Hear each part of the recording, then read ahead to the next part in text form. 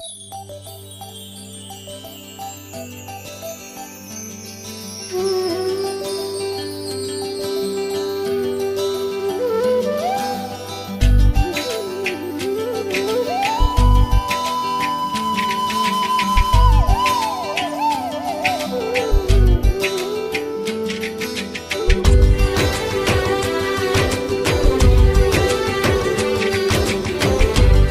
శ్రీరామ్.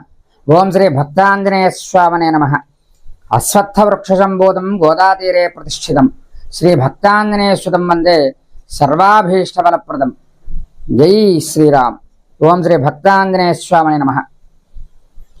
స్వస్తి శ్రీ చాంద్రమాన శ్రీ క్రోధినామ సంవత్సర మార్గశిర శుద్ధ త్రయోదశి శుక్రవారం అనగా ది 13/12/2024 తేదీ నుండి 17/12/2024 మంగళవారం వరకు కూడా ఏలూరు జిల్లా పోలవరం మండలం గూడాల గ్రామంలో గోదావరి తీరాన అశ్వత్థ వృక్ష సమీపాన వెలిసిన శ్రీ భక్తాంజనేయ స్వామి వారి సప్తషష్ఠి 67వ వార్షిక మహోత్సవములు జరిపించుటకు గ్రామస్తులు ఉత్సవ కమిటీ వారు నిర్ణయించారు.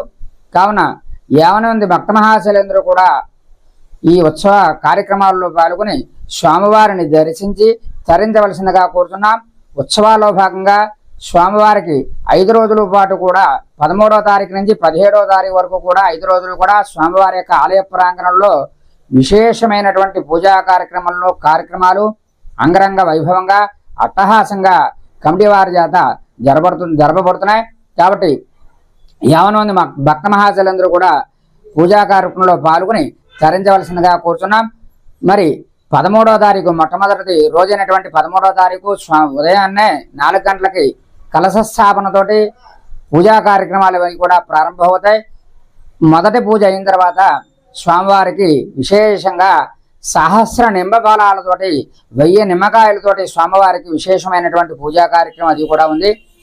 అలాగే ఉత్సవాల్లో భాగంగా 2వ రోజు అయినటువంటి 14వ తారీఖు స్వామివారి యొక్క ఆలయ ప్రాంగణంలో హనుమద్వ్రత మహోత్సవం అనేటువంటిది అంగరంగ వైభవంగా జరిపించడానికి కమిటీ వారు నిశ్చయించుకున్నారు. ఈ హనుమద్వ్రతం యొక్క గొప్పతనం ఏమిటి అంటే మనకి అందరికీ కూడా తెలుసు. సత్యనారాయణ స్వామి వ్రతం అని మనం వింటూ ఉంటాం. అలాగే కేదారేశ్వర వ్రతాన్ని ఆచరిస్తుంటారు. అంటే వ్రతం అనేటువంటి శబ్దానికి అర్థం ఏమిటంటే నియమంతో కూడి చేసేటువంటి భక్తిపూర్వకమైనటువంటి సమర్పణ ఏదైతే ఉందో ఆ భగవంతుని భక్తిపూర్వకంగా ఆరాధన చేసేటువంటి పద్ధతి ఏదైతే ఉందో అది వ్రతము అని పిలువబడుతుంది. మరి ఈ సత్యనారాయణ స్వామి వ్రతం లాగే హనుమద్ వ్రతం అని ఒక వ్రతం ఉంది. మార్గశిర శుద్ధ త్రయోదశి ఆ పర్వదినమే హనుమద్ వ్రతముగా పిలువబడుతుంది. మరి అటువంటి హనుమద్ వ్రతాన్ని హనుమద్ వ్రతం గురించి ఎవరికి కూడా తెలియదు. హనుమద్ వ్రతం యొక్క గొప్పతనం ఏమిటి, దాని యొక్క వైశిష్ట్యం ఏమిటి, ఎందుకోసం హనుమద్ వ్రతాన్ని మనం ఆచరించాలి, అందులో ఉన్నటువంటి ఆంతర్యం ఏమిటి, అందులో ఉన్నటువంటి పరమార్థం ఏమిటి అని మనం తెలుసుకోవడం కోసం కమిటీ వారు మరి ఈ సంవత్సరం ఉత్సవాల్లో భాగంగా 2వ రోజున 14వ తారీఖుని హనుమద్ వ్రత మహోత్సవాన్ని అంగరంగ వైభవంగా ఇక్కడ ఏర్పాటు చేస్తున్నారు. మరి ఈ ఉత్సవంలో భాగంగా హనుమద్ వ్రత మహోత్సవంలో భాగంగా సామూహికంగా దంపతులందరూ కూడా ఇందులో పాల్గొని స్వయంగా తమంతట తాము పూజా కార్యక్రమంలో కూర్చుని ఈ యొక్క వ్రతాన్ని ఆచరించవచ్చు.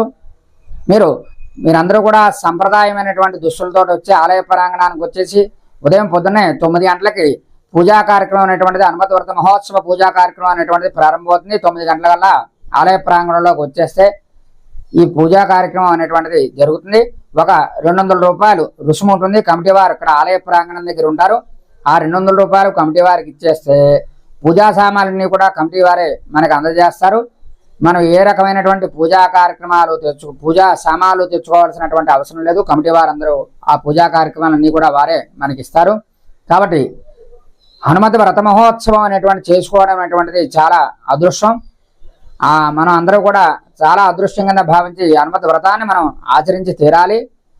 ఎప్పుడు కూడా మనం ఇటువంటి వ్రతాలు చేసుకోవాలి. సత్యనారాయణ స్వామి వ్రతం, కేదార వ్రతాన్ని మిగతా వ్రతాన్ని ఆచరిస్తాం, కానీ ఈ వ్రతాన్ని ఎప్పుడు చేసుకోవడం. కాబట్టి ఇటువంటి విశేషమైనటువంటి వ్రతాన్ని ఆచరించడం వల్ల చాలా మంచి జరుగుతుంది మనకి. కాబట్టి ఇది ఒక సదవకాశం. కాబట్టి భక్తులందరూ కూడా సద్వినియోగపరచుకోవాల్సిందిగా కోరుచున్నాం. అలాగే ఉత్సవాల్లో భాగంగా మూడో రోజు అయినటువంటి 15వ తారీఖుని పౌర్ణమి ప్రయుక్త ఆదివారం నాడు స్వామివారి యొక్క ఆలయ ప్రాంగణంలో సుందరకాండ పారాయణ, వాల్మీకి మహర్షి రాసినటువంటి రామాయణాంతర్గతమైనటువంటి సుందరకాండ చాలా విశేషమైనటువంటిది అన్నమాట. సుందరకాండ పారాయణ అంటే అన్ని కార్యాలని సిద్ధింపజేసేటువంటిది, సర్వరోగ నివారణి సుందరకాండ. మరి అంత వైభవపేతమైనటువంటి అంత మహిమాన్వితమైనటువంటి సుందరకాండని ఆలయ ప్రాంగణంలో పారాయణ చేయడం జరుగుతుంది. కాబట్టి భక్తులందరూ కూడా వచ్చి ఆ కార్యక్రమంలో కూడా పాల్గొవచ్చు. ఆ రోజునే స్వామివారికి 1,00,000 తమలపాకుల పూజా కార్యక్రమం జరుగుతుంది. అలాగే ఉత్సవాల్లో భాగంగా 4వ రోజు అయినటువంటి 16వ తారీఖుని స్వామివారికి అప్పాలంటే చాలా ప్రీతికరమైనటువంటివి అన్నమాట. కాబట్టి స్వామివారికి విశేషంగా సహస్ర అపోపాలతోటి అంటే 1000 అప్పాలతోటి స్వామివారికి పూజా కార్యక్రమం అది కూడా చేయడం జరుగుతుంది. అలాగే ఉత్సవాల్లో భాగంగా ఆఖరి రోజు అయినటువంటి 17వ తారీఖు ఆఖరి రోజు మంగళవారం అయింది. మంగళవారం అంటే స్వామివారికి చాలా ప్రీతిపాత్రమైనటువంటి ఇష్టమైనటువంటి రోజులు ఏమిటాయా అంటే మంగళవారము, శనివారము అని చెప్పబడుతున్నాయి అన్నమాట. మరి మంగళవారం అనేటువంటిది ఆఖరి రోజు అయింది.